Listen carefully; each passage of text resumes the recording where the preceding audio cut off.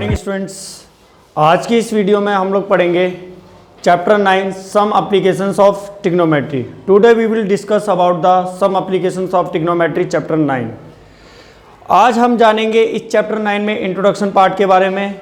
Introduction part में हम सीखेंगे बेसिक से बेसिक चीज़ें सीखेंगे ताकि हमारी एक्सरसाइज आसानी से हो सके, हमारे सारे कॉन्सेप्ट क्लियर हो सके। Whenever you will do the exercise firstly you have to clear your concept. अगर आपके कॉन्सेप्ट क्लियर है तो आप एक्सरसाइज आसानी से कर सकते हो। तब चाहे कोई सा भी क्वेश्चन बोर्ड में आ जाए, चाहे बाहर से आ जाए, चाहे RS अग्रवाल से आ जाए, चाहे RD शर्मा से आ जाए, कहीं से भी आ जाए स्टूडेंट्स, आपको firstly you have to clear your concept. If your concept will be clear then you will do the exercise. Understand. अब हमें कॉन्सेप्ट क्लियर करने के लिए पहले हमको इंट्रोडक्शन पार्ट पढ़ना पड़ेगा। इंट्रोडक्शन पार्ट में हम क्या पढ़ेंगे? फर्स्टली जानो, आपने चैप्टर 8 में पढ़ लिया, ट्रिग्नोमेट्री के बारे में पढ़ लिया, आपने ट्रिग्नोमेट्री रेशियो के बारे में पढ़ा होगा। अब हम इस एक्सरसाइज में जानेंगे ट्रिग्नोमेट्री रेशियो का यूज कहाँ होता है, कहाँ आप यूज करते हो ट्रिग्नोमेट्री रेशियो का। ट्रिग्नोमेट्री का रेशियो का यूज करते हैं, मान लो मुझे इस पेन की हाइट निकालनी है। अगर इस पेन की हाइट निकालनी है या इस मार्कर की हाइट निकालनी है तो मुझे ट्रिग्नोमेट्री रेशियो का यूज़ करना पड़ेगा। अगर मान लो इस पेन की और इसकी हाइट निकालनी है तब भी मुझे एक ट्रिग्नोमेट्री रेशियो का यूज़ करना पड़ेगा। ट्रिग्नोमेट्री रेशियो के यूज़ करने से मैं आसानी से भी किसी भी ऑब्जेक्ट की हाइट निकाल सकता हूँ, चाहे वो पिलर हो, चाहे वो पेड़ हो, चाहे वो एक समोसा भी क्यों ना हो, उसकी भी हाइट निकाल सकते हैं हम लोग ट्रिग्नोमेट्री रेशियो का यूज़ करके, और बहुत कम टाइम में निकाल सकते हैं ट्रिग्नोमेट्री रेशियो का यूज करके किसी भी चीज की हाइट। अभी तक आपको मालूम होगा जब एक राइट ट्रायंगल बनता है, राइट ट्रायंगल में भी हम लोग के अंदर तीन चीजें होती हैं, एक हाइपोटेन्यूस होता है, एक परपेंडिकुलर होता है और तीसरी चीज होती है बेस। अगर उनमें से हाइट निकालनी है हमको किसी भी ऑब्जेक्ट की तो हाइपोटेन्यूस पता होना चाहिए और बेस पता होना चाहिए, तब हम पाइथागोरस थ्योरम लगा के परपेंडिकुलर निकाल लेते हैं। बट एक ट्रिग्नोमेट्री रेशियो के वर्ड के आने की वजह से हमको आसानी से हम किसी भी चीज़ की हाइट निकाल सकते हैं और बहुत कम से कम समय में। ठीक, आपको मैंने यूज़ बता दिया किस चीज़ के लिए यूज़ करने वाले हैं ट्रिग्नोमेट्री रेशियो के लिए यूज़। जैसे आपको पेड़ की हाइट निकालनी है, किसी पिलर की हाइट निकालनी है, यहाँ तक कि इस बेंच की भी हाइट निकालनी है, तब भी आप लोग ट्रिग्नोमेट्री रेशियो का यूज़ करोगे। कौन कौन से होते हैं trigonometry ratio? Sine theta, cos theta, tan theta, cot theta, cosec theta, sec theta. Pandit Badri Prasad हर हर बोले इनका फॉर्मूला होता है, याद करने की ट्रिक होती है। Firstly we will discuss line of sight के बारे में। लाइन ऑफ साइट क्या होती है? लाइन ऑफ साइट होती है, जैसे मान लो ये एक मार्कर है, मैं ऑब्जर्वर हूँ, ये मार्कर मुझसे ऊपर रखा हुआ है, मैं चाहता हूँ इस मार्कर के टॉप को देखने के लिए। टॉप को देखने के लिए मेरी आँख से कोई ना कोई एक रेज निकलेगी और उस रेज को मैं देखने के लिए जो रेज निकलेगी उस रेज को मैं क्या बोलूँगा? लाइन ऑफ साइट बोलूँगा। देखो लाइन ऑफ साइट की डेफिनेशन देखो, a line drawn from the eye of an observer to the point in object by observer। एक ऐसी लाइन जो किसी की बंदे या किसी भी इंसान की आंखों से निकलने वाली लाइन और उस ऑब्जेक्ट के टॉप को देखे या उस ऑब्जेक्ट के पॉइंट को देखे, देखने के लिए जो लाइन यूज की जाती है उस लाइन को बोलते हैं क्या? Line of site. एग्जाम्पल देख लो, एग्जाम्पल के थ्रू समझ लो। जैसे मान लो कि ये ग्राउंड है, एक ग्राउंड है, ये मान लो कोई ऑब्जेक्ट है। ऑब्जेक्ट हमने क्या मान लिया? यहाँ पर मार्कर मान लिया जो अभी हम ले रहे थे। ठीक है, ये मार्कर है, ये कोई बंदा है या कोई एक लड़का है। ठीक, ये लड़का चाहता है इसके टॉप पर देखने के लिए। टॉप को देखने के लिए इसमें से एक लाइन निकलेगी, एक रेज निकलेगी इसकी आंखों से। जिस तरह लाइट की रेज निकलती है उसी तरह किसी भी इंसान की आंखों से एक रेज निकलती है किसी भी ऑब्जेक्ट को देखने के लिए। ये बॉयस है, इसके टॉप को देखना चाह रहा है, टॉप को देखने के लिए इसकी आंखों से एक रेज निकल रही है, इस लाइन निकल रही है, इस लाइन को बोलते हैं line of site. Line of site का मतलब समझ में आ गया? अब ध्यान से देखो, ये लाइन ऑफ साइट का काम क्या है? ये लाइन ऑफ साइट है और ये ग्राउंड है, दोनों के बीच में कुछ ना कुछ एंगल बन रहा है। बन रहा है कि नहीं बन रहा? ऑब्वियसली बनेगा ही बनेगा। मान लो मैं हूँ, ये मार्कर है, मेरे एक ग्राउंड है, मेरे और इसके बीच में कुछ ना कुछ एंगल बन रहा है नहीं बन रहा? लाइन ऑफ साइट और हॉरिजॉन्टल लाइन के बीच में, उस एंगल को कहते हैं एंगल ऑफ एलिवेशन। फर्स्टली मैंने आपको बता दिया, लाइन ऑफ साइट के बारे में बता दिया क्या होता है। इसके बाद हम पढ़ने जा रहे हैं, डिस्कस करने जा रहे हैं एंगल ऑफ एलिवेशन के बारे में। देखो एंगल ऑफ एलिवेशन क्या होता है।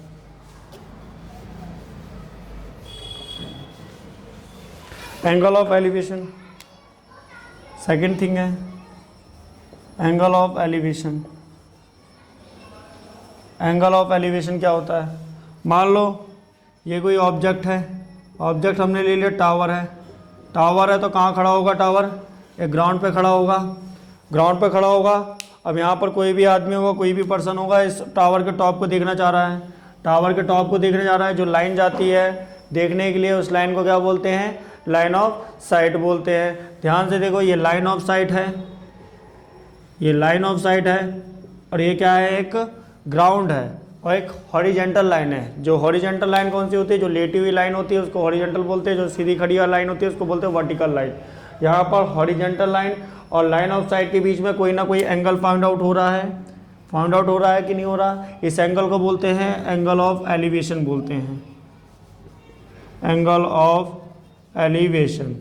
एंगल ऑफ एलिवेशन कब बनता है? जब हम किसी चीज़ को, किसी भी ऑब्जेक्ट को नीचे से ऊपर की तरफ देखते हैं, उसके बीच में लाइन ऑफ साइट और ग्राउंड के बीच में जो एंगल बनता है उसको बोलते हैं एंगल ऑफ एलिवेशन। मान लो कि कोई पर्सन है, वो छत पे खड़ा है और मैं नीचे खड़ा हूँ। अगर उस पर्सन को मैं नीचे से ऊपर की ओर देखना चाह रहा हूँ, मेरे और ग्राउंड के बीच में, मेरी रेस और ग्राउंड के बीच में जो एंगल बनेगा उसको क्या बोलूँगा? Angle of elevation. मान लो कि ये पर्सन है, ये मैं हूँ, ये मेरा ग्राउंड है। अब मुझे देखने के लिए इनके बीच में कुछ ना कुछ एंगल बन रहा है, इस एंगल को बोलते हैं एंगल ऑफ एलिवेशन बोलते हैं। डेफिनेशन देख लो एंगल ऑफ एलिवेशन की क्या होती है। The angle formed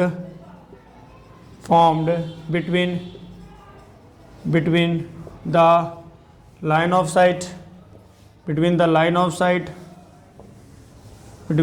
of site and horizontal line. ऐसा एंगल जो किसके बीच में बने? लाइन ऑफ साइट के बीच में बने और एक हॉरिजॉन्टल लाइन के बीच में बने, उस एंगल को क्या बोलेंगे? एंगल ऑफ एलिवेशन बोलेंगे।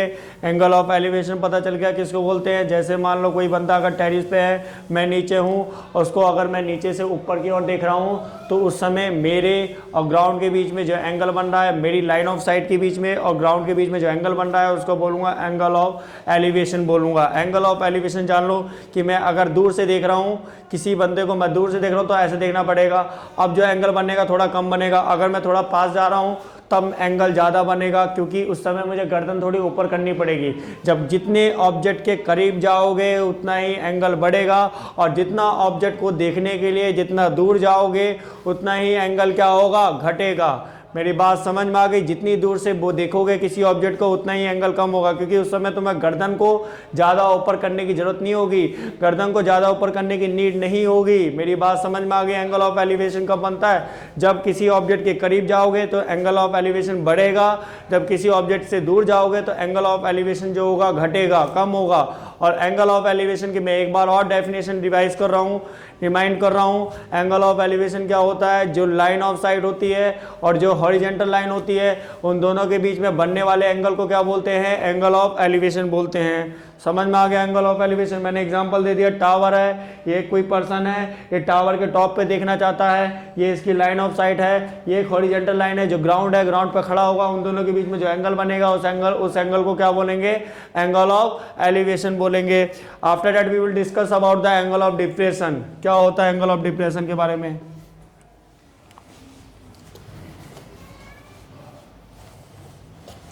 एंगल ऑफ डिप्रेशन देखो गाइस,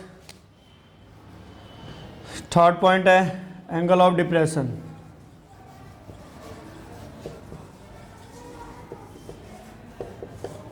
एंगल ऑफ डिप्रेशन क्या होता है? एंगल ऑफ डिप्रेशन होता है जब मान लो अभी मैं नीचे था ग्राउंड में, मेरा दोस्त था, फ्रेंड था मेरा, छत पे था। अब मान लो मैंने फ्रेंड को कहा रे चल तू जा नीचे जा, मेरा फ्रेंड नीचे आ गया, मैं छत पे आ गया। अब मैं चाहता हूँ, मैं ऑब्जर्वर मैं ही हूँ और किसको देख रहा हूँ, इस कंडीशन में भी अपने फ्रेंड को देख रहा हूँ, उस कंडीशन में भी अपने फ्रेंड को देख रहा था। अब मैं छत पे चला गया, डिफरेंस ये है, पहले मैं नीचे था, अब छत पे चला गया। और छत पे जाने के बाद मैं उस पर्सन को देख रहा हूँ, अपने फ्रेंड को देख रहा हूँ। अब मैं देखने के लिए, मेरी आंखों से देखने के लिए नैनो से मेरी एक लाइन ऑफ साइट निकलेगी, नहीं निकलेगी? अब ऊपर से निकलेगी।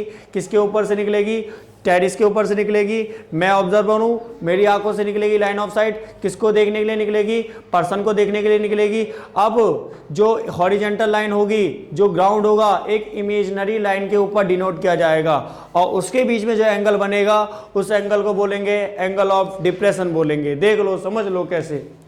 जैसे मान लो ये एक टेरिस है, टेरिस है, ठीक। अब मैं यहां पर हूं, टेरिस के ऊपर हूं, ठीक है। मेरा फ्रेंड है, नीचे है, ठीक। अब ये ग्राउंड है, मेरे फ्रेंड का ग्राउंड तो ये रहा, ऑब्वियसली आपको दिख रहा होगा, ठीक। जो मेरा ग्राउंड तो है नहीं, अब कुछ टेरिस के ऊपर तो कोई ग्राउंड रहता नहीं है। अब भाई इसको देखूंगा तो angle of line of site निकलेगी, नहीं निकलेगी? इस पर्सन को देखना तो मुझे लाइन ऑफ साइट निकली, लाइन ऑफ साइट निकली, कोई हॉरिजेंटल लाइन नहीं है। अब जब हॉरिजेंटल लाइन जब हम ऊपर चले जाते हैं, किसी भी कंडीशन में, टेरिस पे चले जाए, किसी टावर के चले जाए, किसी पिलर के ऊपर चले जाए, तब इमेजिनरी लाइन नहीं, इमेजिनरी लाइन से डिनोट करते हैं, क्योंकि उस समय ग्राउंड नहीं होता, हॉरिजेंटल लाइन नहीं होती। एक लाइन को डिनोट करते हैं ताकि एंगल बन जाए, उस लाइन को बोलते हैं एंगल ऑफ डिप्रेशन बोलते हैं, जो हॉरिजेंटल लाइन ऑफ साइट और इमेजिनरी लाइन के बीच में जो एंगल बनता है, ठीक। अब ये पर्सन के लिए कोई एक लाइन नहीं है, इस लाइन को डिनोट करने के लिए हम लोग एक लाइन बनाएंगे जिसका नाम है इमेजिनरी लाइन। इमेजिनरी लाइन है। अब यहाँ से देखो, ध्यान से देखो, ये इमेजिनरी लाइन है इस ग्राउंड के लिए और ये लाइन ऑफ साइट है, इसको बोलेंगे imaginary line, imaginary line.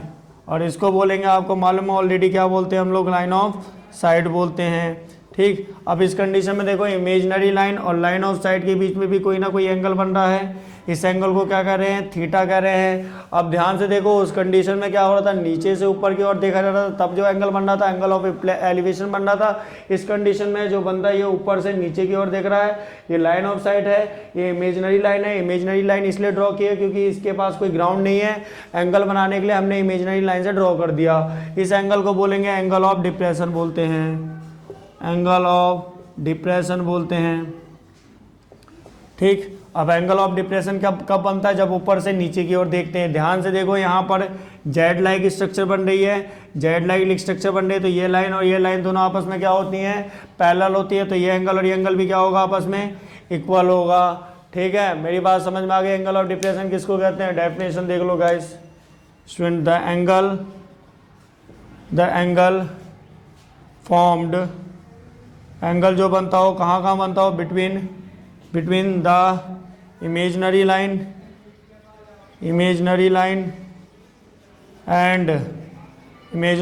And line of sight, जो लाइन ऑफ साइट और इमेजिनरी के लाइन के बीच में जो एंगल बनता है उसको क्या बोलते हैं? एंगल ऑफ डिप्रेशन बोलते हैं। समझ में आ गया? इसके बाद अब देखो, एक मैं आपको एग्जांपल बताऊंगा जिसकी हेल्प से आप कैसे किसी भी ऑब्जेक्ट की हाइट निकालोगे। किसी भी ऑब्जेक्ट की हाइट निकालने के लिए मैं एक एग्जांपल बताऊंगा जिसमें ट्रिग्नोमेट्रिक रेशियो का यूज़ किया जाएगा और एंगल ऑफ एलिवेशन का यूज़ किया जाएगा, ठीक।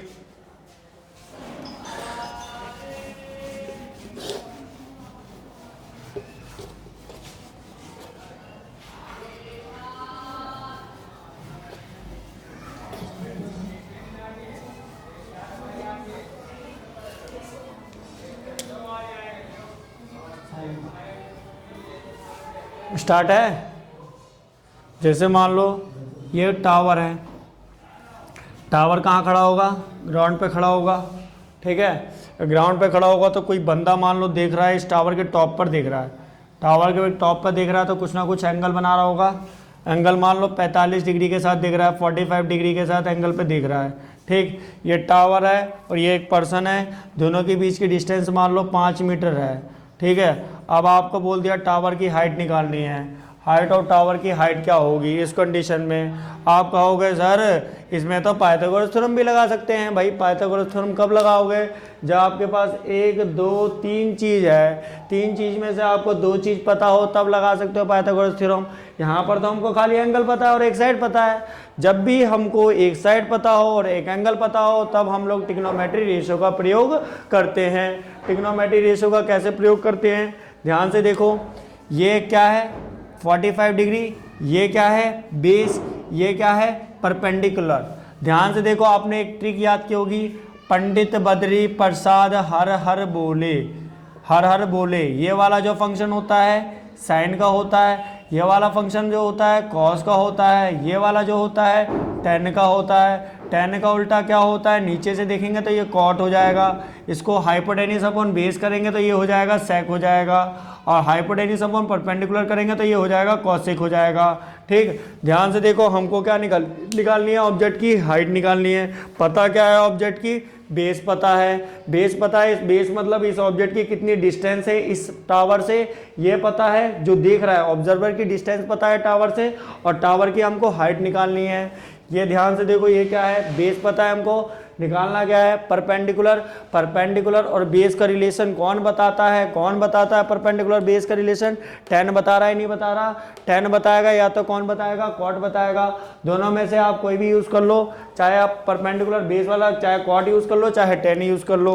ध्यान से देखो, टेन थीटा क्या होता है परपेंडिकुलर अपॉन बेस होता है। थीटा कितने डिग्री का है 45 डिग्री का है, हाँ टेन 45 डिग्री लिख लो। परपेंडिकुलर कितना हमको नहीं मालूम, बेस कितना है हमको 5 मीटर है, टेन 45 की वैल्यू 1 होती है। परपेंडिकुलर अपॉन 5 यानी इसके नीचे क्रॉस मल्टीप्लाई कर लो, 5 1 जा 5 हो गया इक्वल टू परपेंडिकुलर हो गया। यानी हम ये कह सकते हैं टावर की हाइट कितनी हो गई, height of tower is 5 metre, यहाँ लिख सकते हो 5 मीटर। यानी हम ये कह